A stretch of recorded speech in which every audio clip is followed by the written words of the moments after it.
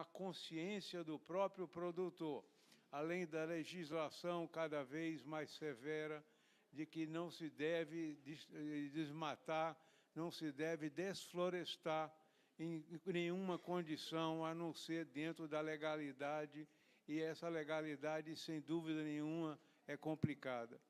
O caminho, senhores, é plantar floresta, plantar árvores como a gente planta batata. Planta, colhe, planta de novo, no mesmo lugar, no mesmo talhão, na mesma fazenda, e analisando sempre as condições do solo, dos recursos hídricos, e a gente vai ver que, adequadamente usados, esses recursos podem perseverar. Então, esse é o caminho que nós temos que ver.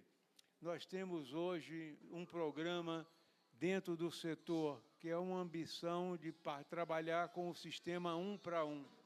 Hoje nós temos na Bahia 700 mil hectares de eucalipto espalhado por 4 regiões. A região sul e extremo sul, a região do litoral norte, que vai de Alagoinhas a Sergipe, o terceiro polo está no oeste da Bahia, que usa madeira para energia, para secagem e tratamento de grãos, e não é pouco grão, são 12 milhões de toneladas por ano, só para abastecer essa demanda de processamento de grãos. Eles precisam de 12 mil hectares de colheita de eucalipto por ano, o que é um volume significativo. E aí nós temos, então, outras demandas, como a produção de energia elétrica a partir da madeira. Na verdade, o projeto da Dow Química de Energia é quem consome 12 mil hectares equivalente. O oeste da Bahia, com grãos, consome o equivalente a 5 mil hectares de colheita por ano. Desculpe aí a troca dos números. Mas, enfim, nós temos um total de 1 milhão... Nós temos o total de 1 milhão de hectares. Não está funcionando, acho que não funciona para a tela, não. O laser? É, ok. Tá bom. Obrigado, Moisés. Nós temos 1 milhão de hectares, sendo 700 mil hectares de produção e 400 de preservação.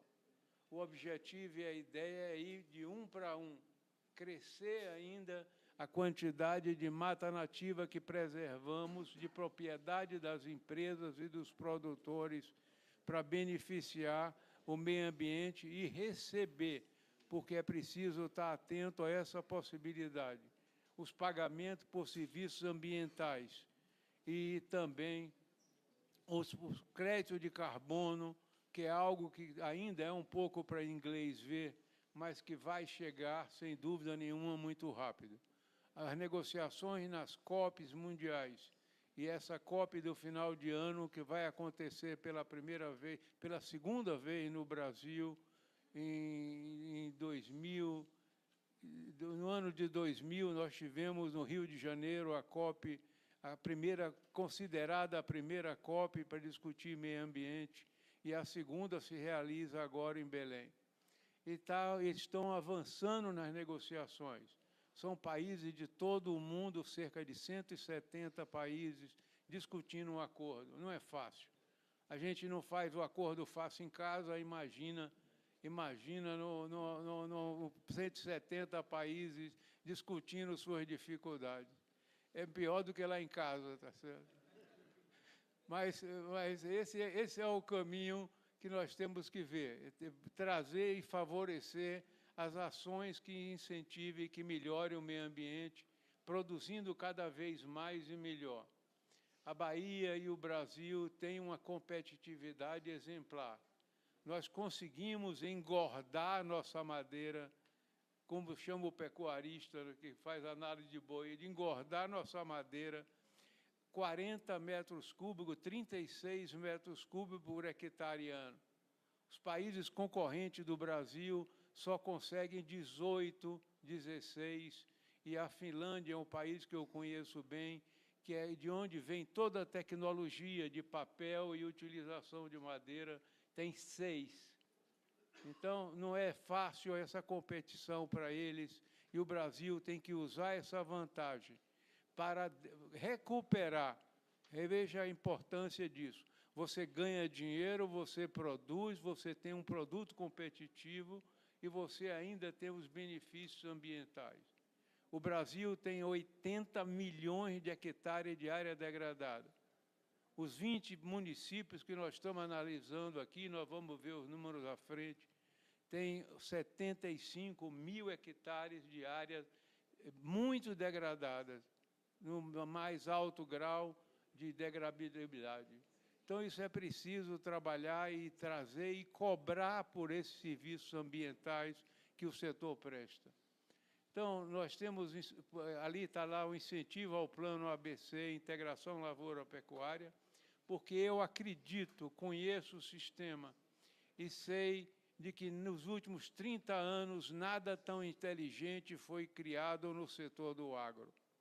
Esse planejamento, esses procedimentos e esse trabalho, que nós vemos aí o interesse da Secretaria da Agricultura em contratar um especialista que vai tomar conta principalmente dessa área e está aqui conosco, sem dúvida nenhuma, nós podemos trabalhar junto e sair, fazer de Maracás e região o quinto polo de produção de madeira, gerando emprego de qualidade, porque nós não vamos estar preocupados apenas com a produção. A campanha da ABAF diz plantar para não faltar, mas também não deve sobrar, para não prejudicar o produtor. Então, o que nós estamos fazendo é trazer também para a região, mostrar o potencial da região de plantio e trazer as serrarias, trazer os tratadores de madeira, para que a estaca, o mourão, a madeira para fazer o curral que nós precisamos no dia a dia das nossas fazendas, ela seja atendido por uma madeira legal, por uma madeira ambientalmente favorável, porque foi tratada, plantada e cuidada para esse sentido. Muito bem. Algumas coisas técnicas, nós tivemos duas vantagens. Não desmatamos, só trabalhamos com área degradada. Segunda, nossos plantios são em mosaicos, fazendo uma mistura, uma mescla inteligente de áreas de floresta nativa ao lado e misturado, incorporado aos plantios florestais de eucalipto. Então, essa é a situação do Brasil, tem 10 milhões de hectares plantados, e a Bahia tem 700 mil, nós temos aí alguma coisa como 7%. A área preservada de hectares a nível de Brasil são 7 milhões, a meta é ir para o mesmo número de hectares produtivos, e nós temos 400 mil na Bahia. Então, nós temos 0,6, 0,7 hectare de mata nativa preservada em relação, mas ainda não é 1 para 1, que é o objetivo do setor. E aqui nós temos o estoque de carbono em toneladas. Se nós pegarmos o número do Brasil, são cerca de 5 bilhões de toneladas equivalentes de carbono, portanto, o CO2, para um total de plantio de 10 milhões e alguma coisa. Então, você tem uma relação aí espetacular de estoque de madeira, e isso tudo considera. Mais uma vantagem, quando você transforma o produto do agro, seja fruta, verdura ou outra qualquer, inclusive madeira, você está transformando, aproveitando o carbono que gerou essas árvores, que gerou esse procedimento de fotossíntese. E nós temos a possibilidade de continuar estocando carbono.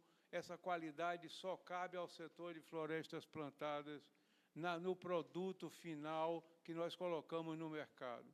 Portanto, uma cadeira, um móvel, um livro, o papel que nós usamos no dia a dia, eles pesam 45% mais ou menos do seu peso total em CO2 estocado que é o carbono que, se não for estocado, vai para a atmosfera e provocar todos esses eventos que nós estamos vendo no mundo, chuvas fora de época, seca fora de época e de lugares que tradicionalmente não tem.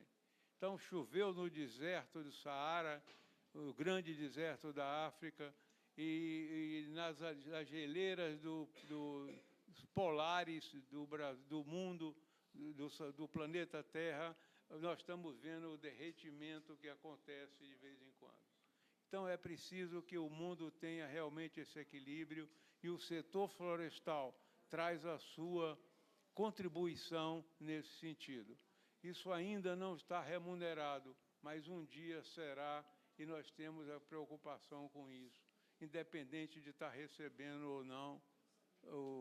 E eu queria aqui fazer um registro que todos precisam conhecer, e alguns conhecem, mas não divulgam e não conversam sobre o assunto. O produtor rural brasileiro deu uma contribuição ao meio ambiente que não aconteceu em nenhum outro país do mundo. O único país do mundo que tem essa história de reserva legal é o Brasil. O produtor pequeno, o grande, médio, ele é obrigado a deixar 20% de sua propriedade preservada e cuidada. O produtor tem, essa área está reservada, é reserva legal da propriedade, e mais ainda, a beira de rio, topo de morro, área com maior declive e aclive, tudo isso é checado e é vistoriado, e nós temos que tomar conta disso. E o governo decretou, discutiu-se no Congresso Nacional por 10 anos, e isso virou lei. E nenhum fazendeiro questionou. Ao contrário, 7 milhões de declarações do Cadastro Florestal Brasileiro, o Cadastro Rural Brasileiro, foram apresentados ao governo, e isso continua numa progressão que é muito interessante para a preservação dessa área de 20% que nós temos. Em algumas regiões do Brasil, como a área de Pantanal, etc., esse percentual sobe para 35%. E na Amazônia, tão falada, eu compro uma fazenda, eu tenho que deixar 80% de reserva legal. Só posso trabalhar formalmente 20%. Então, essa é uma contribuição que nós, produtores rurais, demos ao país e ao mundo, e sem receber nenhuma compensação por isso. Mais do que isso, se tiver um incêndio, se alguém roubar uma madeira nossa nessas áreas preservadas, nós respondemos por isso também. Temos que recompor a área, seja o incêndio, seja evitar essa retirada de madeira. Preservar essas áreas e cuidar delas é nossa responsabilidade. Desculpe o parêntese, mas eu acho isso muito importante, que cada um de nós tenha consciência desse esforço que fez em benefício do meio ambiente mundial. E ainda ficam dizendo que o Brasil, que tem 65% da sua área ainda nativa, não sabe cuidar do meio ambiente. Bom, o setor na Bahia nós já falamos, a produção dos potos quadros, tomara que a gente faça o 5º aqui na região, e nessa região eu já citei, vou repetir, nós temos e vamos ouvir uma apresentação da Ferbasa, que tem esse trabalho exemplar de operação na região. Nós aí temos uma estruturação dentro do mercado. Olha os itens, olha os setores mais importantes da economia, eles se desenvolvem levando junto o setor florestal. Olha o caso de construção civil. Onde é que já se viu construir sem madeira? Sem os tapumes, sem os móveis, sem a porta, contraporta, piso, rodapé. Tudo isso é madeira, e construção civil, seja Minha Casa Minha Vida, seja de renda mais elevada, vai continuar crescendo. E nós precisamos ter madeira para atender esse pessoal, para que não descarregar livrar a mata nativa da pressão por madeira natural. O papel e celulose é o carro-chefe da atividade florestal. Aquecimento de grãos, móveis, energia, madeira e o setor de metalurgia, como é o caso da Ferbasa. Projeto integrado que tem mineração, tem a floresta plantada para ter a energia de processar esse minério e tem a parte da siderurgia que produz peças ou o ferro-liga, no caso da Bahia, e em Minas Gerais muito o ferro-gusa, que é muito conhecido.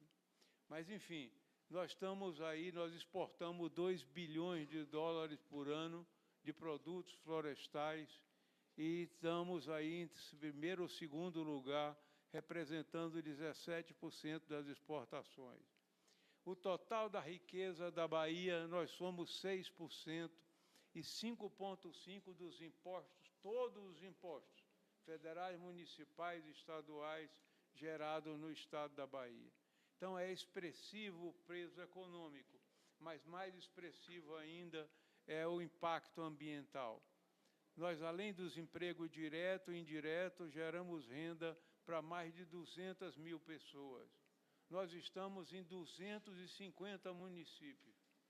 E eu queria ver quem ganha um prêmio, ganha um livro que a gente traz, se alguém souber a resposta ou chegar mais perto. Quantas árvores o setor florestal da Bahia planta por dia? Quem quer arriscar o número grande? 1,8 milhões. Quem quer arriscar o número grande? Ninguém quer ganhar um livro. 1,8 milhões de árvores. Quanto? 1,8 milhões de árvores. 250 mil árvores todos os dias. Sábado, domingo, feriado, a média anual diária chega a 250 mil árvores. No Brasil, são 2 milhões e alguma coisa de árvores por dia. E se plantar uma árvore é importante, todos nós sabemos disso, imagina plantar 250 mil árvores todo dia. Então, esse é o nosso trabalho, essa é a nossa vantagem na área ambiental, social e econômica. Nós precisamos saber disso, e isso é pouco divulgado. Ali estão os empregos direto e indireto de efeito e renda. Nós oferecemos capacitação permanente. O índice, eu conversei com o secretário da Agricultura de um dos municípios da região aqui há pouco, e nós estávamos falando de rendimento, elevação da renda da população. Os municípios que têm florestas plantadas, que têm essa atividade, o IDH, que é o Índice que mede o desenvolvimento municipal, deles é bem maior. Isso está comprovado por análise que a gente faz, e nosso relatório, que está no site da ABAF, abaf.org, mostra fundamentalmente, comprovadamente, esse potencial e essa vantagem também. Mas, enfim, nós investimos 60 milhões de reais em projetos socioambientais voluntários. Eu acho que meu tempo já está acabando. Vou acelerar aqui. Nós temos algumas ações específicas. Nós temos um programa de compensação de carbono. Nós estamos fazendo esse evento aqui e nós estamos gerando carbono na atmosfera. Quem veio de carro, quem não veio, quem veio de longe, quem veio de outro município ou de outro estado, como palestrantes aqui nossos, um ou dois que são de fora, se pega um avião ou não, mesmo dentro da Bahia, e você vê que isso é geração de carbono. A ABAF compensa e tem um plano para compensar eventos importantes como esse, como outros das entidades empresariais ou mesmo do governo, e nós entramos como parceiros para buscar a compensação desses eventos. Então, mede-se qual é o consumo de água, o consumo de energia, o quanto gerou o avião ou o carro ao se deslocar daqui para ali, e nós compensamos isso com plantios de árvores. que são feitos, cada parcela, por um parceiro do programa que ajuda a acontecer isso. Então, nós estamos atentos e isso está crescendo muito. Nós já plantamos mais de 30 mil árvores com um programa como esse. Quando a Copa do Mundo aconteceu na Bahia, nós fizemos uma homenagem à seleção brasileira e prometemos plantar 1.000 árvores nativas para cada gol que acontecesse na Fonte Nova durante a Copa do Mundo. E foi pesado para nós, porque, na verdade, aconteceram uma chuva de gols, 32 gols, e nós saímos por aí procurando muda para plantar, para cumprir o compromisso que cumprimos, terminando trazendo 1.000 árvores para a Fazenda Canabrava, aqui em Maracás. Desse projeto, desse programa bem-sucedido. Mas ele existe e funciona. Esse é o processo, o cálculo de carbono que é feito, as mudas que se consegue de parceiros e o plantio em áreas e empresas e entidades, seja escola, seja fábrica, seja instituição que funcione. E nós fornecemos um certificado dizendo que aquele evento, que aquela atividade teve seu crédito de carbono, sua emissão de carbono compensada por esse setor. Aí são plantios registrados, fotografias diversas disso. Nós temos uma campanha também interessante de Circule um Livro. Nós captamos e colecionamos e recebemos como doação livros em espaços da cidade de mais alta renda. Quem tem livro sobrando, que está na prateleira há 20 anos, e a gente prega e convence essas pessoas que doem esses livros para que sejam distribuídos em áreas de população mais carente. Então, esse é um programa belíssimo, não se investe dinheiro, existe boa vontade e consciência ambiental de cada um. Um livro leva cultura, leva prazer, leva conhecimento e pode atender a mais de uma pessoa, sem dúvida nenhuma. É um crime, a não ser um livro especial que lhe traga boas memórias, mas é um crime você deixar um livro de 16, 20 anos na prateleira sem ler, quando ele podia estar circulando de mão em mão, levando esse conhecimento, essa cultura, essa experiência. Nós trabalhamos com isso também. Aí a distribuição de livros.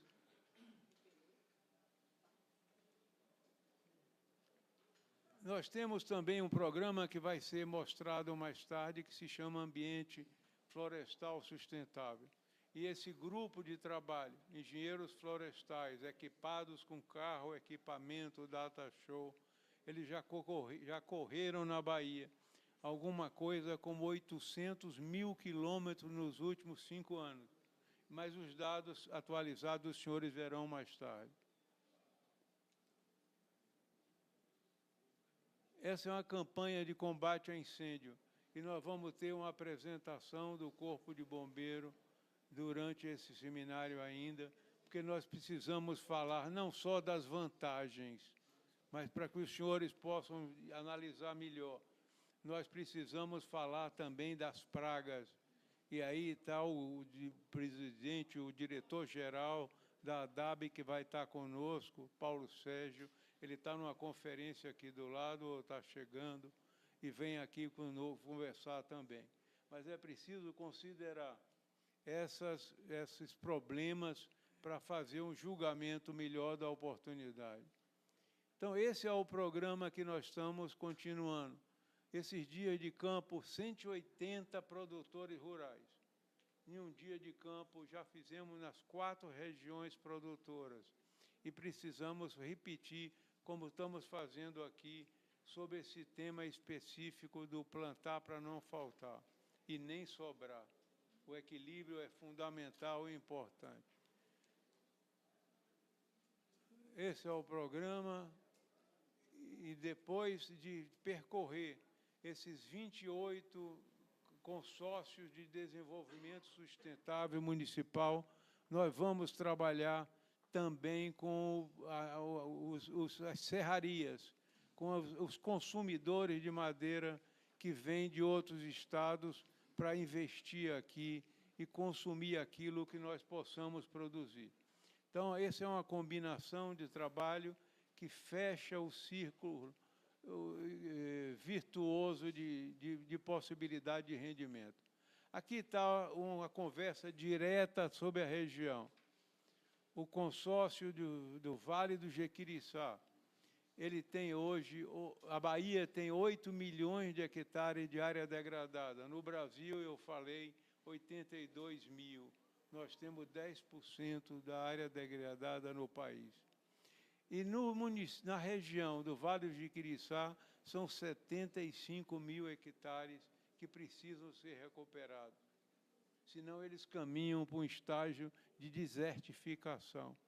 E aí se torna até mesmo difícil, mais caro e dispendioso para a recuperação.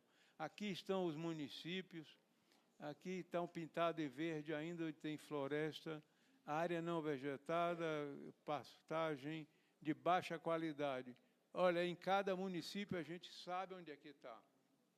E nós podemos dizer por satélite, no computador, com esse programa que está disponível, exatamente onde é que essas áreas estão. E você, então, põe um mapa disso, área degradada, põe sobre isso um mapa com a qualidade do solo, põe sobre esse mapa a pluviometria da região, e você pode identificar quais são as áreas mais propícias para o plantio de eucalipto. Tudo isso, tecnologicamente, está conosco, está disponível, e a gente precisa, de fato, considerar essa possibilidade. E, quem sabe, de novo, façamos daqui, da região, o 5º polo de produção, seguindo o exemplo da Ferbasa. Esses são os municípios que compõem o polo. A cidade que eu nasci está ali, Milagres, com 4.000 e tantos hectares, mas a cidade de coração, onde eu estou há 43 anos, é Maracás. Então, o Brasil tem essas vantagens ambientais, tem uma legislação avançada, e nós temos meta. Há um Plano Nacional de Florestas Plantadas, isso não é por necessidade. A demanda por madeira cresce a cada dia, cerca de 3,5% ao ano, e essa demanda precisa ser atendida. Senão, aqueles segmentos da economia que eu mencionei, que precisam de madeira, vão ficar desabastecidos. É preciso ter cuidado e oferecer essa madeira para o atendimento, para um crescimento social e ambiental das regiões e do Brasil todo.